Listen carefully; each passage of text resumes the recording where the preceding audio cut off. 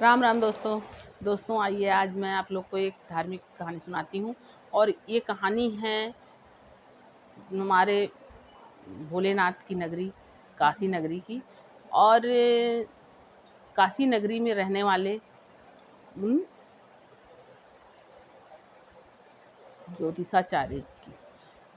तो काशी नगरी में एक ब्राह्मण रहते थे, वो बहुत बड़े ज्योतिषाचार्य थे। इतने बड़े वो ज्योतिषाचार्य थे कि वो दूर से भी किसी का मस्तक देख लेते थे तो उस इंसान का भूत भविष्य और वर्तमान बता देते थे। और उनको ज्योतिष का, हर प्रकार की ज्योतिष का ज्ञान था। हस्तरेखा, मस्तक रेखा और अंक वाला, मतलब हर प्रकार से वो ज्योतिष में परिपूर्ण थे। हर प्रकार की ज्योतिष विद्या उनको आती थी।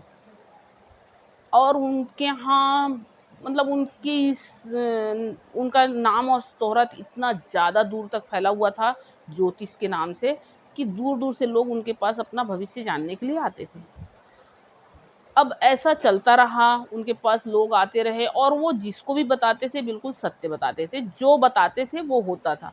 तो लोगों का विश्वास उनके ऊपर बहुत ज़्यादा था और दूर दूर से लोग उनके पास अपना भविष्य जानने के लिए आते थे और खुश होके जाते थे। ऐसा चलता रहा। अब एक समय ऐसा आया कि उनके यहाँ एक हुआ। अब वो पुत्र भी धीरे धीरे, वो पुत्र को पाके और वो ज्योतिष जी और उनकी पत्नी बहुत खुश हुए और बहुत अच्छे से उस बच्चे का लालन पालन करने लग गए। अब वो धीरे धीरे समय व्यतीत होते गया और ज्योतिष जी का वो काम वैसे ही चलता रहा और वो बच्चा धीरे धीरे बड़ा होता रहा। जब वो बच्चा 8 वर्ष का हो गया तो वो बच्चा देखता था हर समय कि मेरे पिताजी के पास बहुत सारे लोग बैठे रहते हैं और मेरे पिताजी हर किसी का भविष्य बताते हैं और सब लोग खुश होके जाते हैं। तो उसके दिमाग में आता है कि मैं भी आज अपने भविष्य की बात, तो अपने पिताजी के पास जाके बोलता है, पिताजी आपके पास इतने सारे लोग आते हैं, इतने सारे लोगों का भविष्य आप बताते हैं, आज मेरे भी भविष्य को देखिए और मेरे भी भविष्य के बारे में मेरे को बताइए। तो वो जो आचार्य जी, मतलब वो रहते हैं जो ज्योतिषाचार्य जी, तो वो बोलते हैं कि बेटा अभी तुम बहुत छोटे हो और इतने छोटे बच्चे का भविष्य ना देखा जाता है और ना बताया जाता है। जब तुम थोड़े बड़े हो जाओगे तो मैं तुम्हारा भविष्य ज़रूर विचारूँगा और तुमको सारी बात बताऊँगा तुम्हारे भाग्य की। अब वो बच्चा इस बात से थोड़ा दुखी तो होता है, लेकिन अब मान जाता है और अपनी माताजी के पास चला जाता है। अब फिर धीरे-धीरे समय व्यतीत होते रहता है, लोग आते रहते हैं, उनसे भविष्य अपना जानते रहते हैं, ऐसा समय बीतता जाता है। अब बच्चा थोड़ा और बड़ा हो जाता है तो एक बार जो ज्योतिषाचार्य जी हैं वो अपने आसन पे बैठे हुए थे और ऐसी ही, मतलब उस समय कोई उनके पास नहीं था। तो बच्चा खेलते-खेलते बच्चे का नज़र पड़ा कि आज पिताजी खाली बैठे हैं, क्यों ना मैं जाके अपना भविष्य जानूँ। तो बच्चा आता है अपने पिताजी से बोलता है, पिताजी आज आप खाली बैठे हो तो मैं, आप बोले थे कि बड़े होने के बाद मैं तुम्हारा भविष्य बताऊँगा, तो आज आप मेरा भविष्य देख के और मेरे भविष्य के बारे में बताइए। तो वो ज्योतिषाचार्य जी बोलते हैं, ठीक है बेटा, आज मैं तुम्हारा भविष्य ज़रूर देखूँगा और बताऊँगा, तुम मेरे सामने आके बैठो। अब वो सामने बैठ जाता है बच्चा और ज्योतिषाचार्य जी जो हैं वो अपना पोथी निकाल लेते हैं। अब वो जब देखना चालू करते हैं तो वो तो पसीना-पसीना हो जाते हैं। अब वो क्या देखते हैं कि उनके पुत्र का एक छोटी जाति की कन्या से विवाह लिखा था। अब वो तो कुछ, मतलब उनका जो है वो सब दिमाग एकदम मतलब विचलित हो जाता है कि अरे बाप रे! मैं इतना नामी-ग्रामी, मेरा इतना नाम चलता है, मैं इतने ऊँचे कुल में पैदा हुआ, मेरे इतने ऊँचे कुल में दाग लग जाएगा, धब्बा लग जाएगा, मैं बदनाम हो जाऊँगा, किसी को मुँह दिखाने के लिए नहीं रह जाऊँगा। बहुत 70 प्रकार की बातें उसके दिमाग में आती है और वो इस बात को लेके और गहराई में जाता है तो दिखता है उसको फिर से कि उसी काशी नगरी के नदी तट पर रहने वाले मछुआरे की लड़की से उसका विवाह होना था। अब ये जो है वो तो अब पूछो मत कि अब पंडित जी की क्या बीतती है। अब वो ज्योतिषाचार्य जी सोचते हैं कि अब मैं क्या करूँ? फिर वो लड़के को कुछ भी ऐसा बता देते हैं और अब इस ध्यान में लग जाते हैं कि मैं अगर इतना भाग्य सबका जान सकता हूँ, मैं भाग्य की रेखा, हर रेखा को जान सकता हूँ, बता सकता हूँ, पहचान सकता हूँ, तो मैं भाग्य को बदल भी सकता हूँ। मैं भाग्य को बदलने के लिए ही भी क्षमता रखता हूँ और मैं बदलूँगा, अपने बेटे का भाग्य अवश्य बदलूँगा। ये सोच के वो ज्योतिषाचार्य जी जो है ना, वो वहीं घाट के पास चले जाते हैं और घाट के पास जाके और वो मछुआरे के पास जाते हैं और बोलते हैं कि मैं त्रिकालदर्शी हूँ। जब पहुँचते हैं तो मछुआरा बहुत खुश होता है। पहले मछुआरा बहुत खुश होता है और उनको बोलता है, आज मैं धन्य हो गया, मेरे दरवाजे में इस काशी नगरी के इतने माने जाने ज्योतिषाचार्य जी मेरे आंगन में पधारे हैं, मैं बहुत खुश हो गया, मैं धन्य हो गया ऐसा। तो वो बोलते हैं कि मैं यहाँ आया तो हूँ एक मकसद से, और वो मकसद है कि मैं हूँ त्रिकालदर्शी और मैं अपने शक्ति से ये जाना हूँ कि तुम्हारे यहाँ 5 कन्या हैं। तो बोला कि हाँ गुरुजी, मेरे यहाँ तो 5 कन्या हैं। और तुम्हारे यहाँ एक कन्या जो 5 महीने की है? तो बोला कि हाँ 5 महीने की मेरी एक कन्या है। तो वो 5 वो मछुआरा बोलता है कि हाँ महाराज, मेरे यहाँ एक 5 महीने की कन्या है और मैं उसका नाम चंद्रमुखी रखा हूँ, क्योंकि उसके चेहरे पे चंद्रमा सा चमक है, इसलिए मैं उसका नाम चंद्रमुखी रख दिया हूँ। तो पंडित जी बोलते हैं, लेकिन मैं जो देख रहा हूँ उसमें तो दिख रहा है कि तुम्हारे बहुत बड़े मुसीबत तुम्हारे ऊपर आने वाले हैं, और इस मुसीबत से अगर तुमको बचना है और अगर तुम अपने आंगन में पुत्र के खेलने की इच्छा रखते हो, तो तुम मेरी बात मानोगे। तुम अपनी इस छोटी कन्या को कहीं और कर दो, क्योंकि ये छोटी कन्या जब तक तुम्हारे घर में रहेगी, तुम्हारे घर में पुत्र नहीं होगा। तो इस बात को सुन के तो वो मछुआरा बोलता है, महाराज मैं उस नवजात शिशु को कहाँ करूँगा और कहाँ भेज दूँ, कहाँ ले जाऊँ? अभी वो 5 महीने की बच्ची है। तो वो ज्योतिषाचार्य जी बोलते हैं कि देखो, मैं अगर तुमको ये बताने आया हूँ तो मैं तुम्हारी सहायता भी कर सकता हूँ अगर चाहो तो। तो मछुआरा बोलता है, बोलिए महाराज।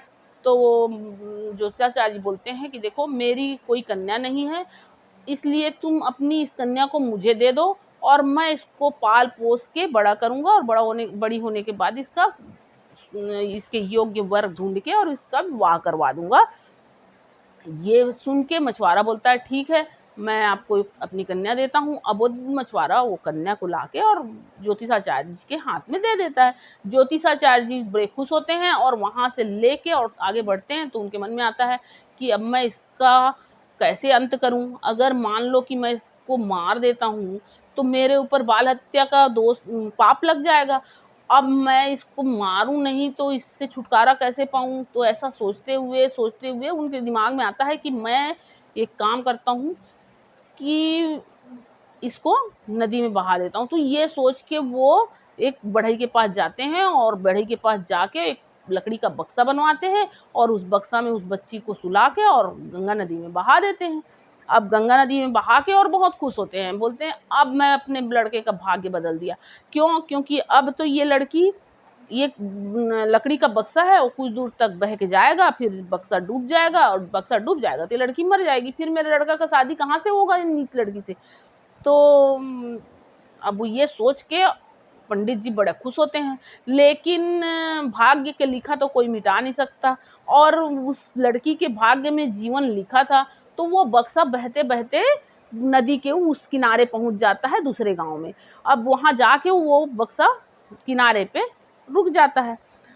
अब दूसरे दिन उस गाँव के पंडित जी आते हैं नहाने के लिए गंगा जी में, और वो पंडित जी जो है निसंतान रहते हैं और वो रोज गंगा मैया से अपने संतान की इच्छा प्रकट करते हैं कि गंगा मैया मेरे को कोई संतान दे दो, मैं आपका इतना वो बड़ा भक्त हूँ, मेरी पुकार सुनो, मेरा मतलब मनोकामना पूरा करो, मेरे को एक संतान दे दो। ऐसा रोज वो गंगा मैया से विनती करता है। अब वो आता है और उस लकड़ी के बक्सा को देख के और खोलता है तो वो बड़ा खुश हो जाता है, क्योंकि उसमें एक छोटी सी सुंदर बच्ची अपना हाथ पैर फेंकते खेलते और अपने पैर का अंगूठा चूसते रहती है। वो देख के पंडित जी अति खुश हो जाते हैं और खुश होके और उस बच्ची को लेके और अपने घर जाते हैं। अब घर जाते हैं और वो पंडिताइन देखती है तो बोलती है, अरे पंडित जी, आप ये किसकी बच्ची ले आओ, इतनी सुंदर बच्ची।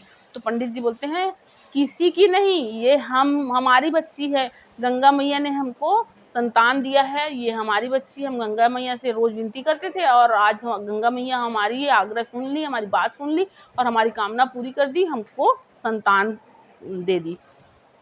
तो ऐसा करके तो अब ये दोनों जो है ना उस कन्या को बहुत अच्छे से, बहुत लाड़ प्यार से पालने पोसने लगते हैं।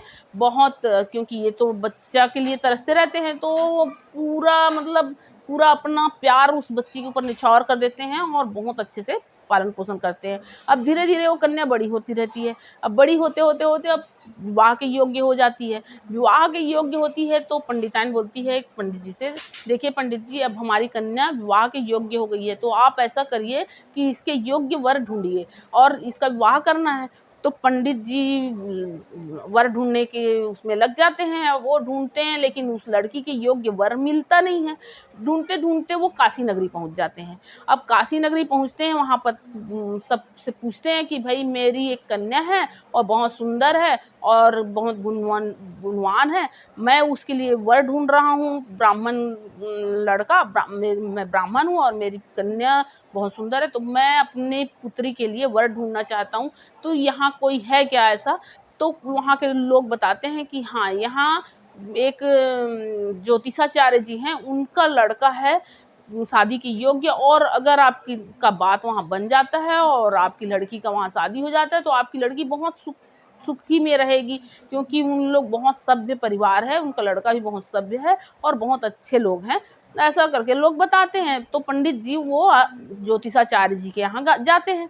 अब ज्योतिषाचार्य जी के यहाँ जाते हैं और फिर वहाँ जाते हैं तो ज्योतिषाचार्य जी को बताते हैं कि मैं उस गांव का पंडित हूँ और मेरी कन्या बहुत सुंदर है और उसका नाम चंद्रमुखी है और मैं उसके लिए वर ढूंढ रहा हूँ, तो मुझे पता चला कि आपके यहाँ लड़का है जो शादी करने की योग्य है, तो क्या आप मेरी लड़की को अपने घर की बहू बनाना चाहेंगे। अब पंडित वो जो ज्योतिषाचार्य जी रहते हैं वो तो बहुत खुश हो जाते हैं कि अरे मैं तो पूरा अब अपने लड़के का, मतलब उनको ये हो जाता है कि मैं जो किया वो अच्छा किया।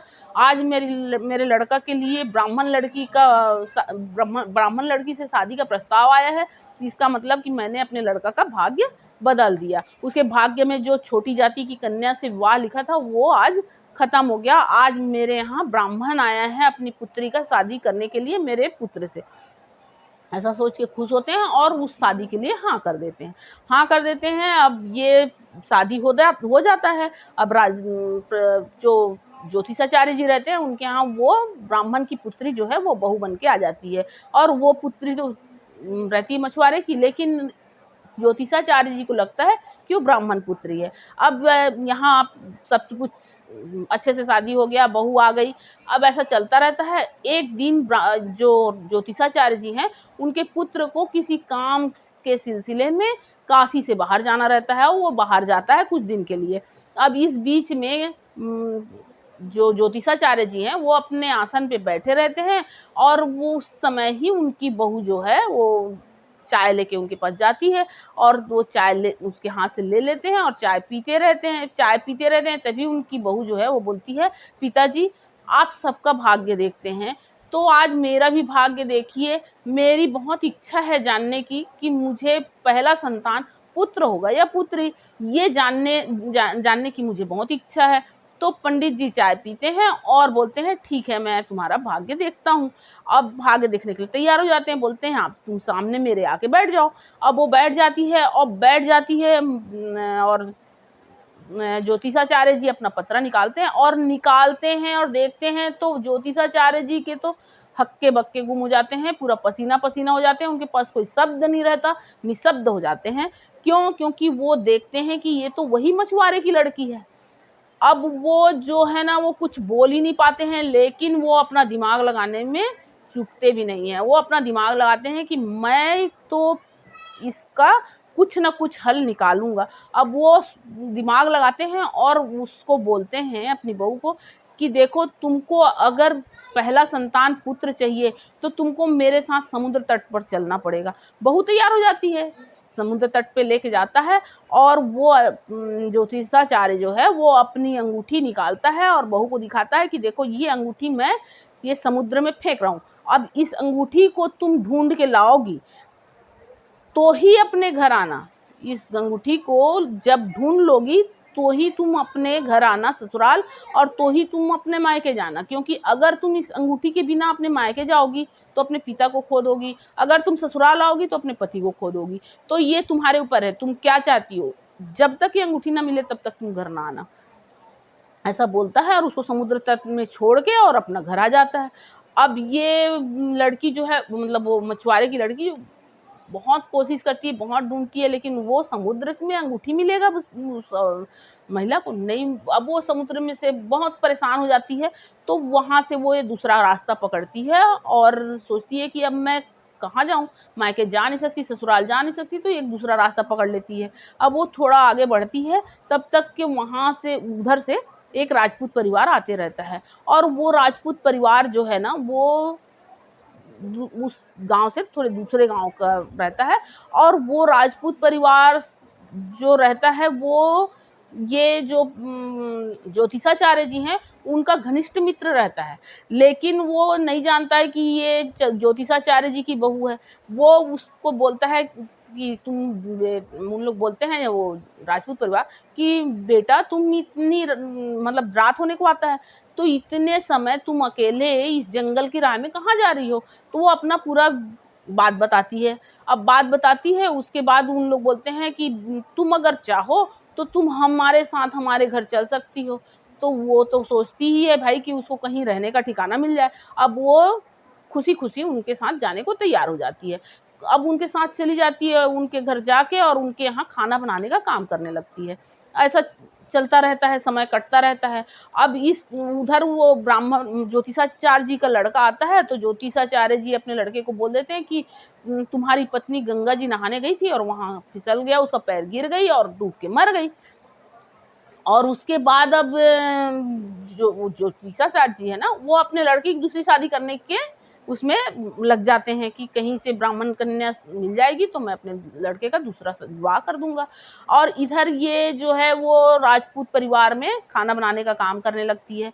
तो अब क्या होता है कि जो अंगूठी समुद्र में डला रहता है ना उसको एक मछली निकल जाती है, और वो मछली को एक मछुआरा जाल डालता है तो वो मछली उस जाल में फंस जाती है, और इत्तेफाकन वो मछली उसी गांव में बेचने के लिए लेके आता है वो मछुआरा।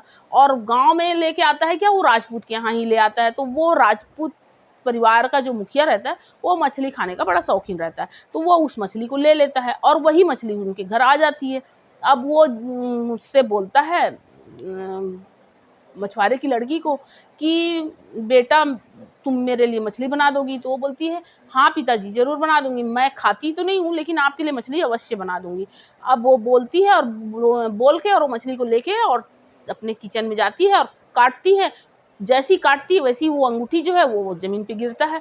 अब उस अंगूठी को देख के तो वो फूले नहीं समाती है, बहुत खुश होती है कि आज ये अंगूठी मिल गया, मेरा तो जीवन सफल हो गया। ऐसा करके अभी वो कुछ बताती नहीं है। अब वो मछली बना के उनको खिला देती है। अब इधर जिस गांव में ये राजपूत परिवार रहता है ना उसी गांव का ब्राह्मण जो है वो शादी का प्रस्ताव लेके ज्योतिषाचार्य जी के यहाँ जाता है। अब वहाँ ज्योतिषाचार्य जी बोलते हैं कि मैं शादी तो करूंगा लेकिन एक शर्त है, मैं जब तक लड़की नहीं देखूंगा तब तक शादी करने के लिए तैयार नहीं हूँ। तो वो बोलता है ठीक है आप लड़की देख सकते हैं। अब वो अपने बेटा को लेके और लड़की देखने के लिए आता है। लड़की देखने के लिए उसी गांव में आ रहा है ना जहाँ वो उनकी बहू है।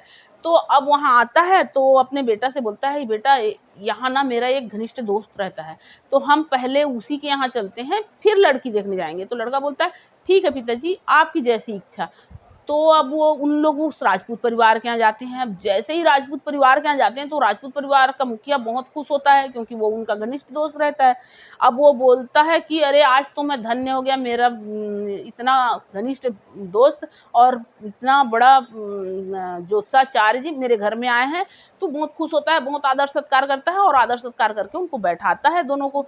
अब बैठ जाते हैं। अब वो जो है वो ज्योतिषाचार्य जी की बहू जो है, मतलब ये राजपूत परिवार जो है वो आवाज़ लगाता है कि बेटा मेरे यहाँ मेरा बहुत घनिष्ठ दोस्त आया है, तुम पानी लेकर के आओ। अब वो जो है ना पानी लेकर के आती है, और आती है तो देखती है ज्योतिषाचार्य जी को, और ज्योतिषाचार्य जी उसको देखते हैं तो हक्का बक्का रह जाते हैं। अब उनका लड़का भी देखता है वो अपनी पत्नी को, तो बोलता है पिताजी आपने तो बोला था कि मेरी पत्नी नदी में डूब के मर गई, लेकिन मेरी पत्नी तो यहाँ है, आपने ऐसा झूठ क्यों बोला? तो बोलते हैं ज्योतिषाचार्य जी, बेटा मैं अपने ज्योतिष के घमंड से इतना घमंड में इतना ज़्यादा वो हो गया था कि मैं भाग्य को बदलने चला था, और मैं इस भाग्य को बदलने के चक्कर में बहुत पाप कर चुका हूँ, और अब मैं किसी को मुँह दिखाने के लिए लायक नहीं बच गया हूँ, और मैं तुमसे भी क्षमा माँगता हूँ।